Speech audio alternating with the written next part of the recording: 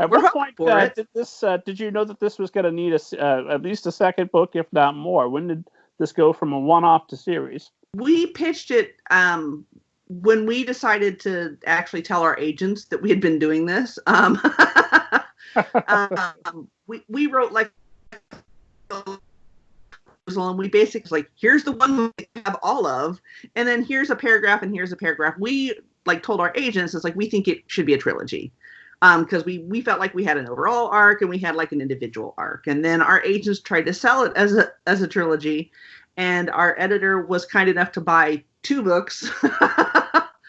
So, once we stopped like doing the fun part of writing the book and started working on the business part, it was very much, we think this should be 3 books. This is why. Here's the proposal for that.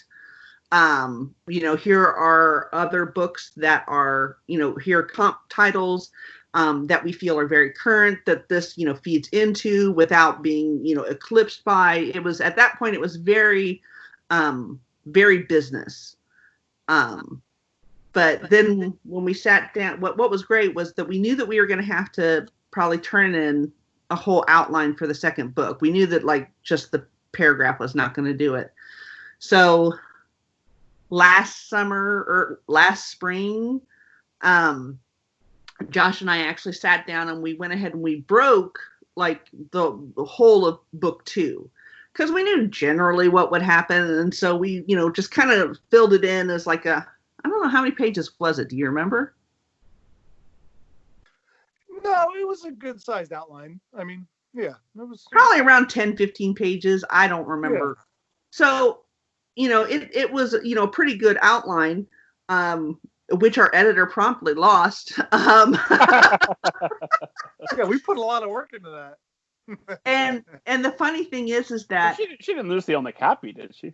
It's not that she lost it; No. it's that she forgot that we had turned it in. Oh, yeah. And so when she's like, "Is this the blurb that you guys had for the next book?" and it's like, "That's for book 3," and so like she had not even read it, but it's fine. She's a little flaky, but she's pretty fantastic, and she is fantastic. So still welcome on the show anytime. But what was really nice about it is that when we first started Camp Murderface 2, when we were doing Camp Murderface 1, I was having a pretty hard time, aside from career stuff. And then when we started working on Camp Murderface 2 this year, Josh was having a pretty rough time. And, early on, Josh was like, I just feel bad. I feel like I'm not, doing as much work as I did on the last one. And I'm like, dude, past us did all of the work on this outline. So you already did all the work. So now it's just, all we're doing is sailing. And so even though neither one of us, we still like had our weekly meetings because, an outline is never how the book actually ends up. It was good to have had that, even though it ultimately made 0% of difference in the actual business side, because it gave us, some breathing room and, because we both had hard times while working on these books. And, we both had the opportunity to just kind of like, okay, I'm just going to sit back and let you be awesome because I got nothing. And then we pick it back up and we have fun again. Sounds like it's a match made in heaven. So you need to. Were you guys working on solo projects at the same time at any point? Any overlap, or was it 100% both of you focused going back and forth until the 2 murder faces were done? Well, while I was working on Murderface 1, I was also working on curating and editing my all-out anthology. And I was also finishing and revising my novel that came out last October called All the Things We Do in the Dark, which was the really hard, terrible, painful novel that I wrote that it managed to sell, but nobody read it. So, 6 of one, half dozen of the other. And then during Camp Murderface 2, I have been busy at the same time curating and editing the companion to my first anthology, out now, which coincidentally comes out the exact same day that Camp Murderface does, which was actually a whole thing, because originally Camp Murderface 2 or Camp Murderface and Camp Murderface 2 were supposed to come out previous October and then in January. So they were supposed to be like 6 months apart and pushed back further. And that it didn't happen. We don't know why. They don't tell us things like that. And so then I had to ask permission from my other editor and our editor on Camp Murderface for these 2 books to come out, because one is, it's a young adult anthology, and the other one is a middle grade horror comedy, and the audiences could not overlap less.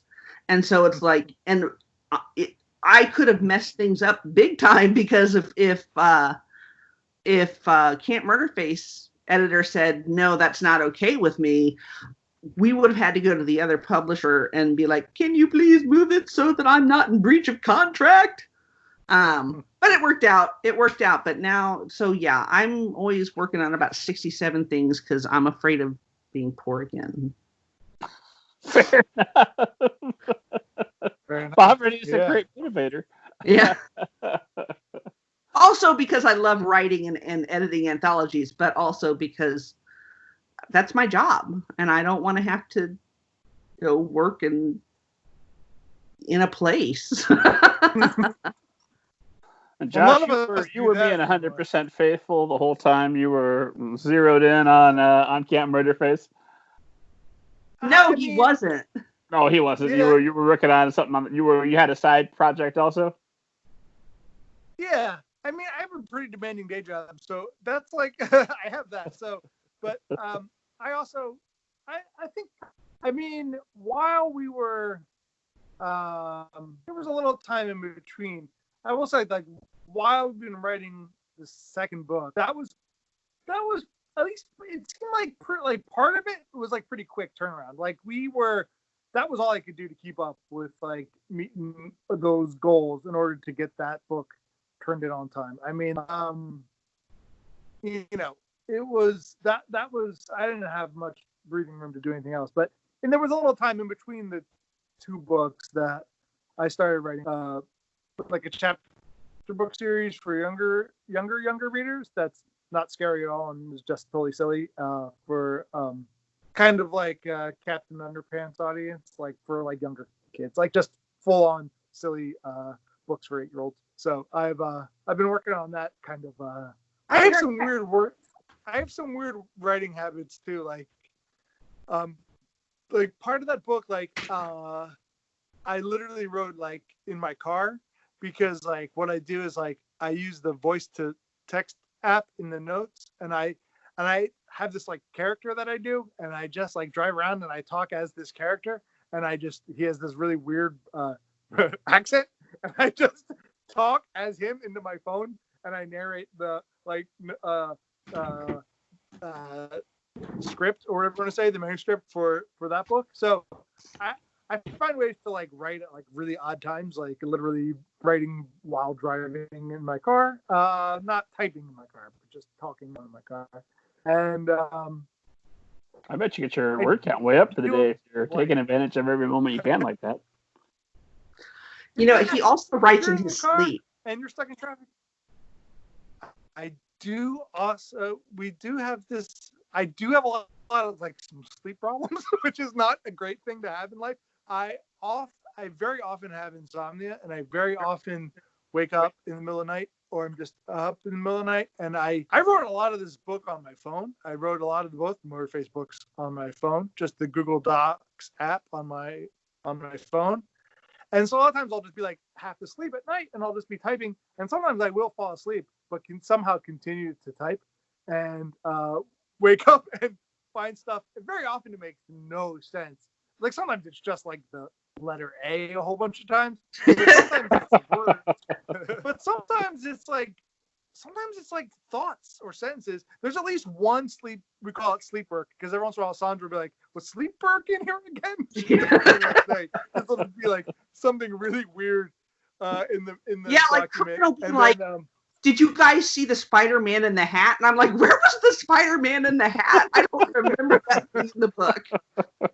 Yeah, just like dream logic, just weird phrases.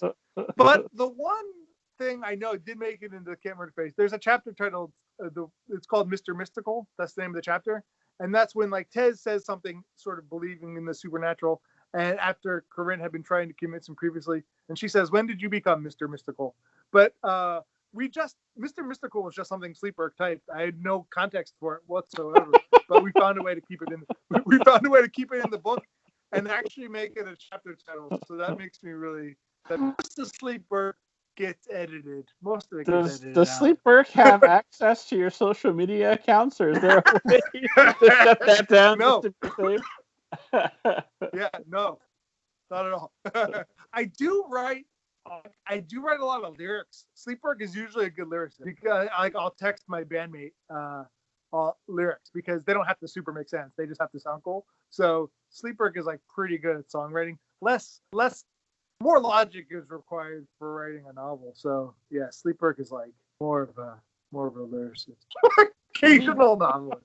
Yeah, but that does get your word count up when you're writing while driving and while sleeping and also while writing. So not all recommended habits, but sometimes gets the job done. Saundra, are you more traditional get up 9 to 5, or how do you work? I do have a scheduled day, simply because up until my daughter just graduated. Congratulations to her. Yeah, I'm very excited for her. She's also very excited for herself. She's autistic, and so I have been her advocate throughout her entire school career. And so basically my actual, Josh has like a full-time job at the library. My actual full-time job is, getting services and everything that my daughter needs, and making sure that, everything at school was going the way it was supposed to go, and, filling out lots and lots of government paperwork. And so, for really since my very first book, I have been doing all of that at the same time that I'm writing, but I have never been like a morning writer. My brain is not there yet. And so like I get up and I do like boring business stuff in the morning. Like I answer business emails and, and stuff that I have to fill out, and that kind of stuff. And I do that until noon or so, and I have lunch, and then I'll write a little bit, but it's really more like going over what I wrote the day before, or in the case of Camp Murderface, it's reading through everything that Josh just wrote, so it's fresh on my mind, and like tweaking anything that I think needs tweaked to get me going. I don't really I'll write in the late afternoon, and sometimes I'll write it in the middle of the night. Given my preference, I would work all night and I would sleep during the day. But I mean, there have been times where, it's just like, well, I have a couple of hours on Sunday morning, so that's when I'm going to write. And it's always funny because a lot of times, if I start writing on the weekends, I will suddenly see the little icon on the top show up, and Josh Berk be creeping on me while I'm writing my chapter. How much creeping is he able to do? He's just looking at what you're typing as you type it? Is he? Yes, he's watching. Peering at you through your webcam? How terrified should esteemed audience be?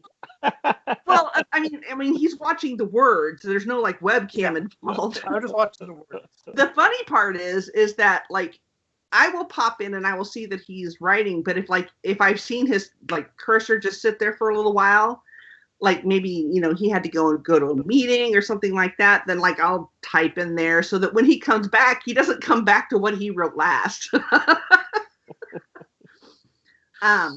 Sometimes we'll be in the same chapter at the same time, the same paragraph at the same time. Yeah, we will write over each other and stuff and like. Oh, that just sounds like madness, but obviously it's working. It is, but it works. My favorite though was we were both so glad to get out of the mushy middle of Murderface 2, and we were both like, really for a long time there, it just felt like we were writing down words and they weren't even in order, and so. Once I get past like the part that I find difficult, I tend to write faster and faster and faster. And like I said earlier, we do like the, tag, you're it. And so like he had tagged me on like a Saturday morning and I'm like, all right, I can't wait to see what Josh wrote. And so I went and I read through his chapter. I'm like, all right, I can't wait to write my chapter. So I just, I sat there and I banged it out and then I tagged you're it. It was like a couple hours later and he's like, what's wrong with you? I wanted a break. I wanted to not feel guilty. I wanted to he was like, now I have 2 or 3 days while she thinks about things, and instead it was like 2 or 3 hours.